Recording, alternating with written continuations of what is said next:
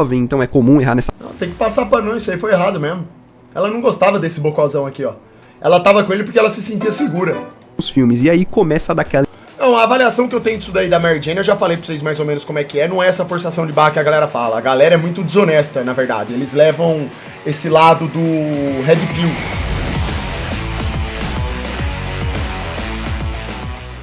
Fala galera, vídeo novo começando e antes já deixa aqui o seu like e se inscreva no canal para não perder nenhum vídeo. É isso, até mais.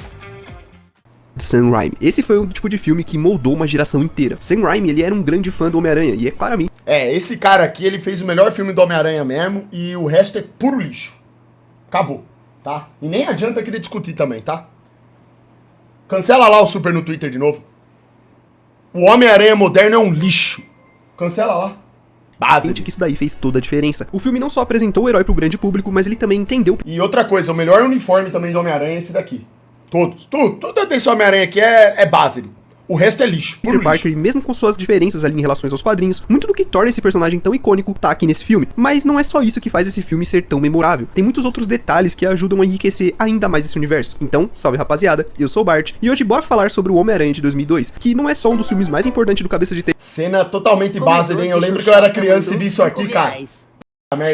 Mas também de todo o universo de super-herói. Então, bora aí ver o que faz esse filme ser tão especial. Igual os desenhos que eu fazia, irmão, quando era criança. E porque até hoje ele é considerado um dos melhores filmes do Homem-Aranha.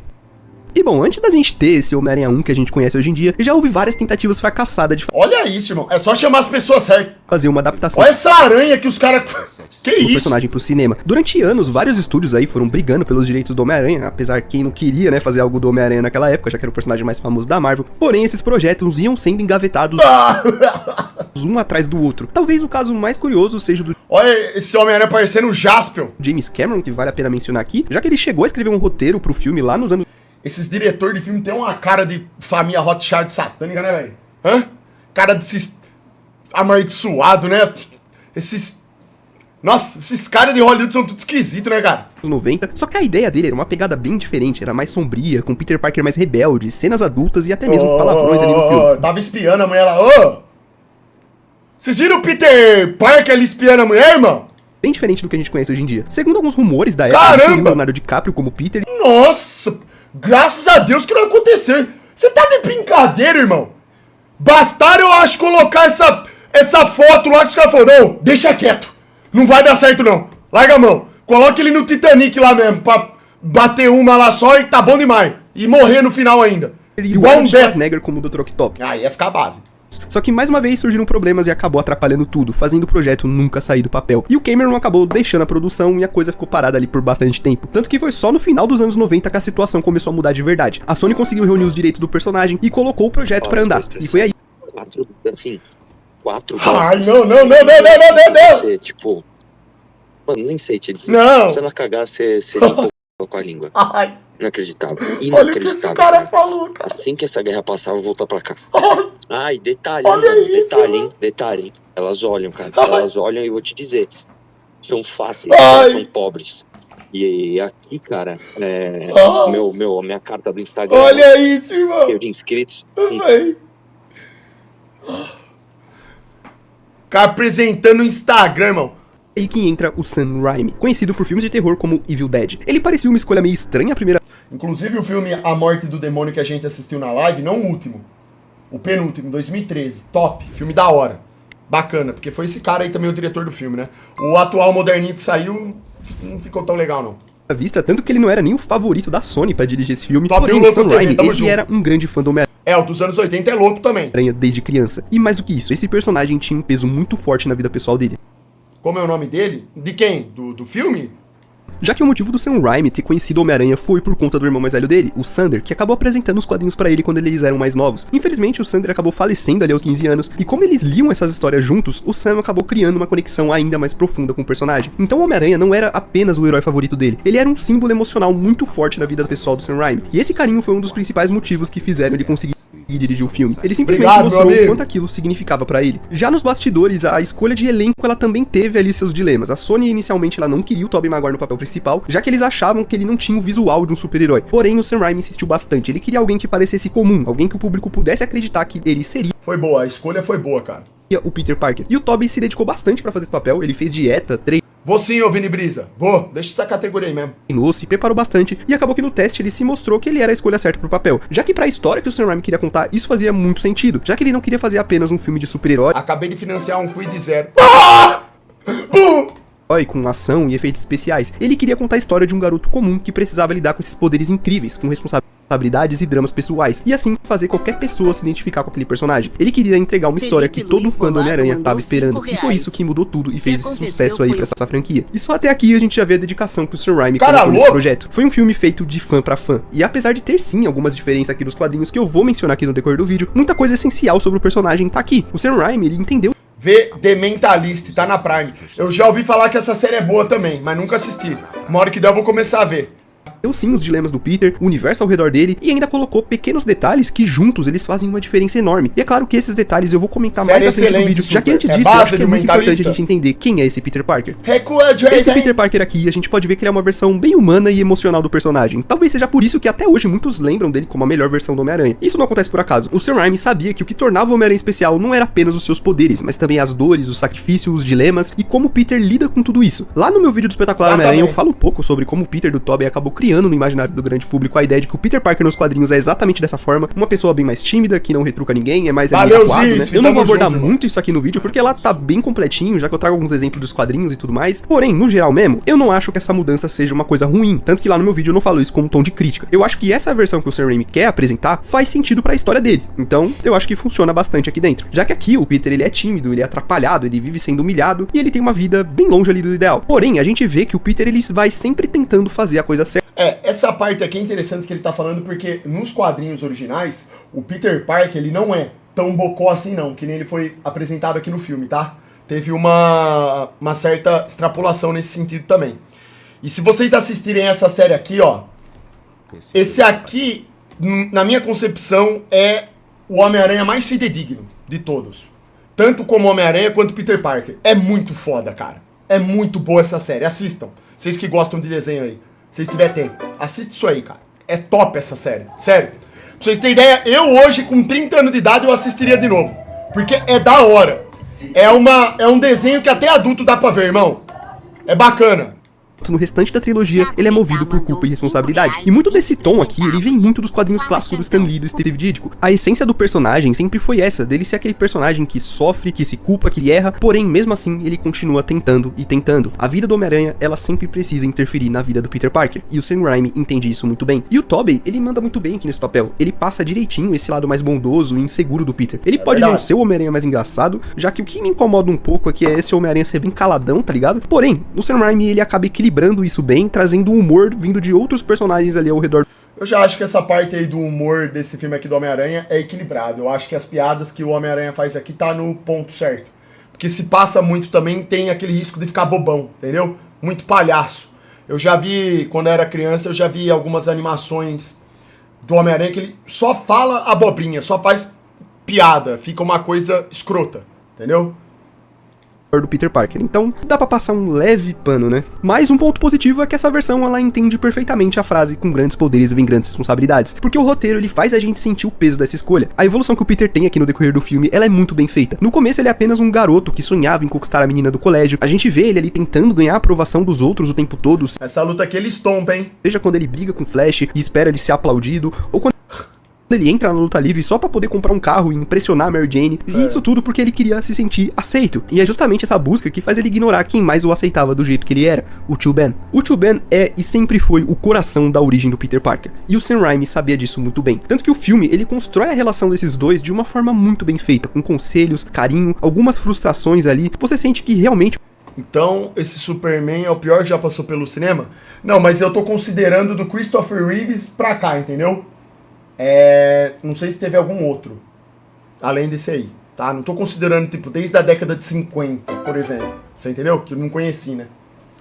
O Tio Ben cumpre esse papel de pai na vida do Peter. Tanto que quando ele fala aquela clássica frase com grandes poderes vem grandes responsabilidades, é o que é pra ensinar, pra guiar ele. E quando o Peter acaba ignorando esse aviso e acaba perdendo o seu tio por causa disso, nasce ali não só um herói, mas também toda essa culpa que ele vai carregando pra sempre aí no decorrer da trilogia. Já a Tia May, ela vira meio que um símbolo de compaixão, já que é a Tia May que sempre traz ele de volta nos momentos... Essa tia May aqui é base. Difíceis. Seja mais à frente do filme, quando ele tem aquela conversa com a Mary Jane e a tia May acaba aconselhando ele ali, ou também ali logo após a morte do Tio Ben, onde o Peter acaba se formando ali no colégio, ele passa por um momento bem difícil, e é a tia May que vai ali aconselhar ele. E é depois dessa conversa que os dois têm, que a gente vê o Peter olhando pro desenho do uniforme do Homem-Aranha, e é a partir dali que o Homem-Aranha nasce naquele filme. Então a gente vê que o Tio Ben e a tia May, eles são de extrema importância pro Peter se tornar o Homem-Aranha aqui nesse universo. E a gente acompanha todo esse crescimento desse personagem ao longo do filme. Ser o Homem-Aranha pra ele não é fácil, ele tem que abrir mão de muita coisa. CGI 2002, disparado melhor que o de hoje ainda, hein?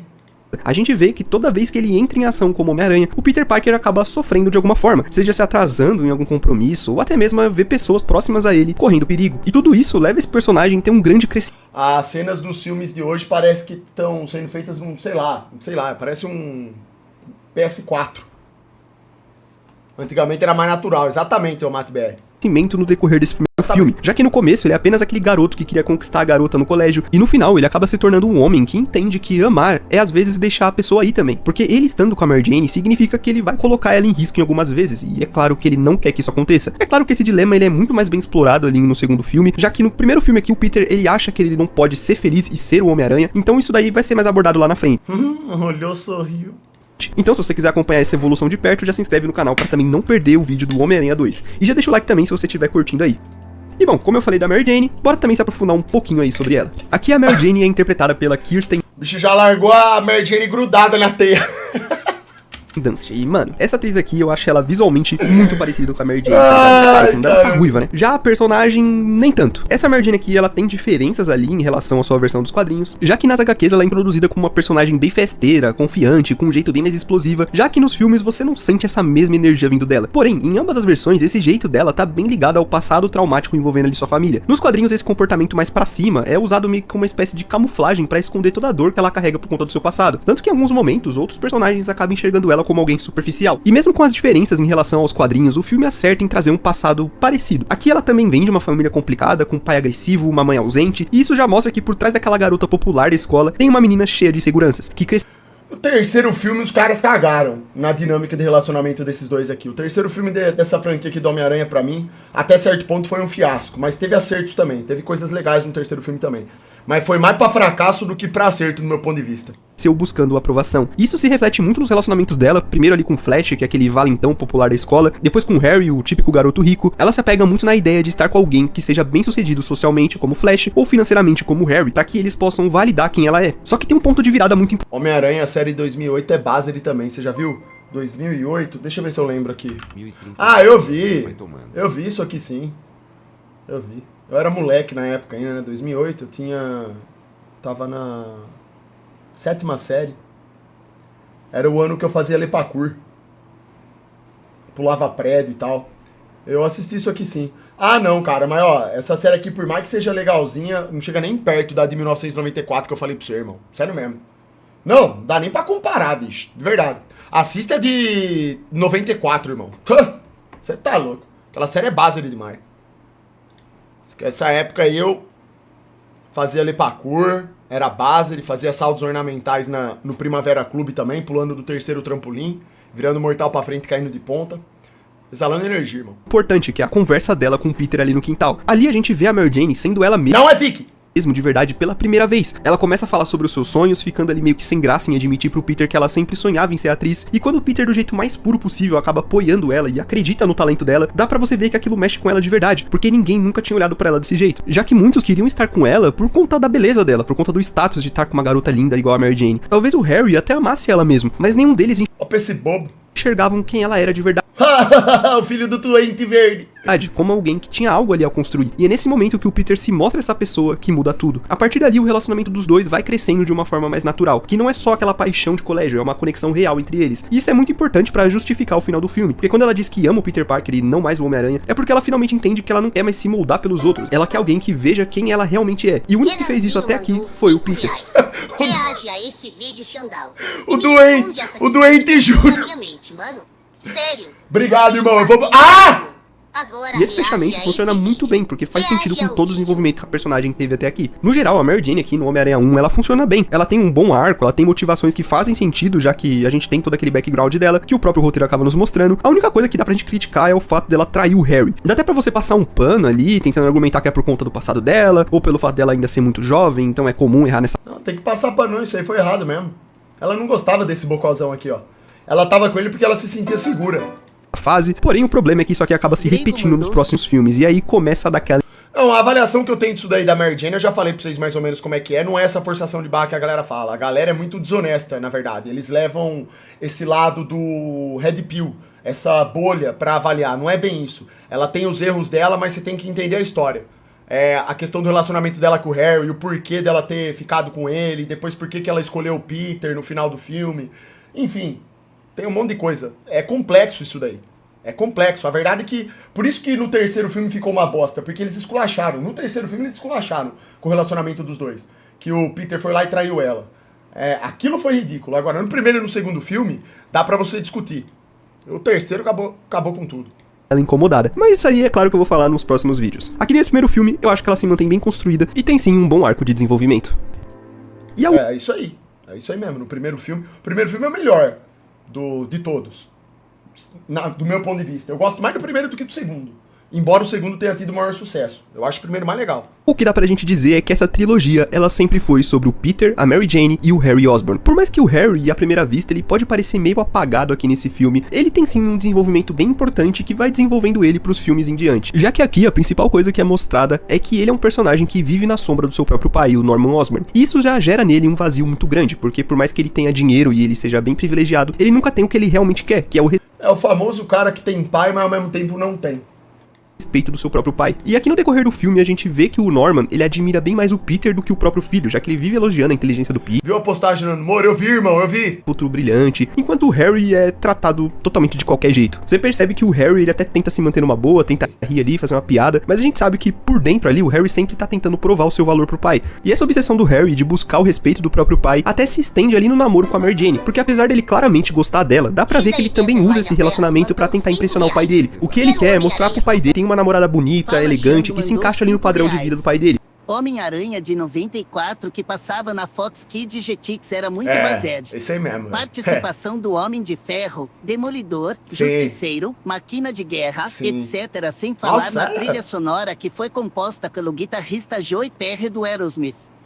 Cara, é muito base. Sério, esse Homem-Aranha de 94 é o que eu tô falando pra vocês. Se vocês tiverem um tempo aí, assistam, cara. Tem esse Homem-Aranha, inclusive, ele tem no canal da Disney Plus. Quem tiver assinado esse canal, eu acho que lá tem. Vocês conseguem assistir ele completo lá.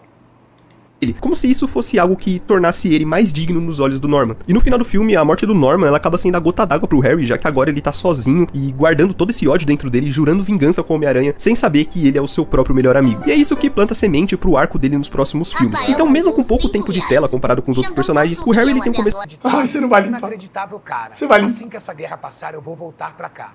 Ai, detalhe, hein, mano. Detalhe. Um detalhe. Elas olham cara, elas olham e multi. Detalhe, hein? começo bem sólido aqui, o que faz a gente entender bastante dos dilemas do personagem e vai desenvolvendo ele mais ali pra gente ter outras tramas envolvendo ele ali no Homem-Aranha 2 e no Homem-Aranha 3, finalizando a história do Harry. E agora a gente chega nele, né? O Norman Osborn, o Duende Verde. Base, melhor Duende Verde de todos os tempos também, irmão. O cara era tão foda de Duende Verde que, inclusive, se ele quisesse fazer o personagem sem máscara, daria certo também. Era só pintar essa cara feia dele de verde. Botar 2 chifres e acabou. O cara... Você tá louco, irmão. O cara é mais Duende Verde sem a máscara, sem o traje, do que com o traje.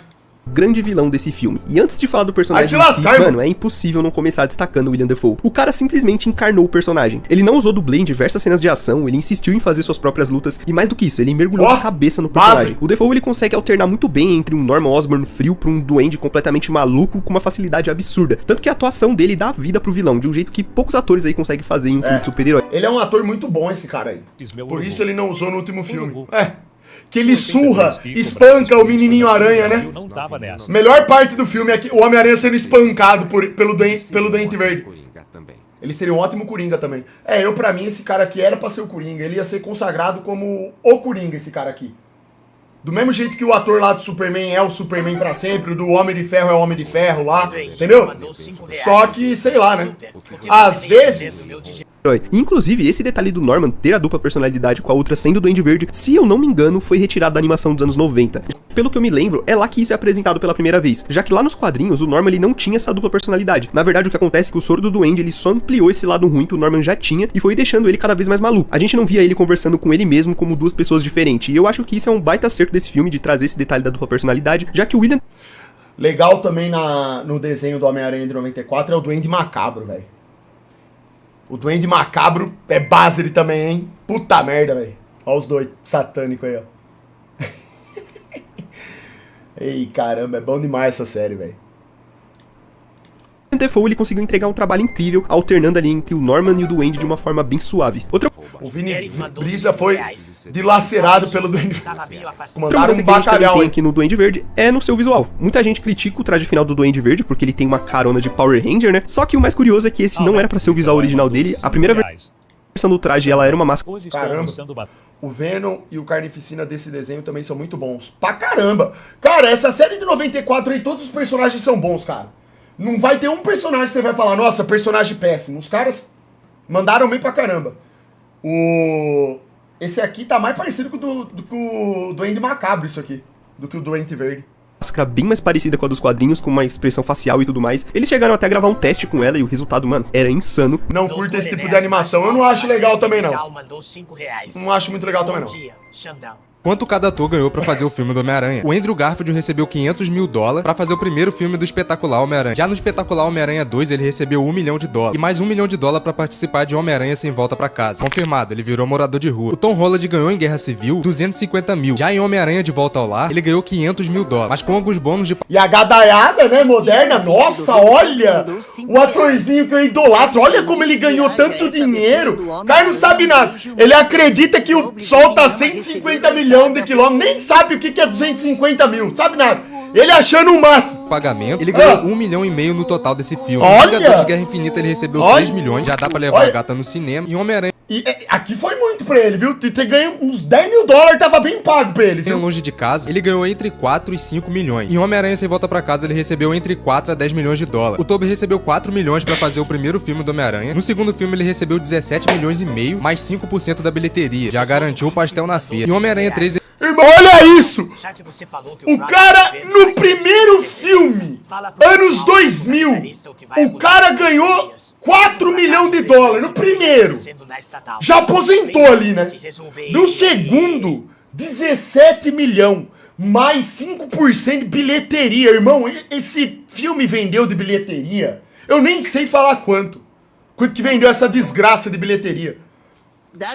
Olha isso, o cara aposentou com 3 filmes. O cara aposentou com 3 filmes, irmão.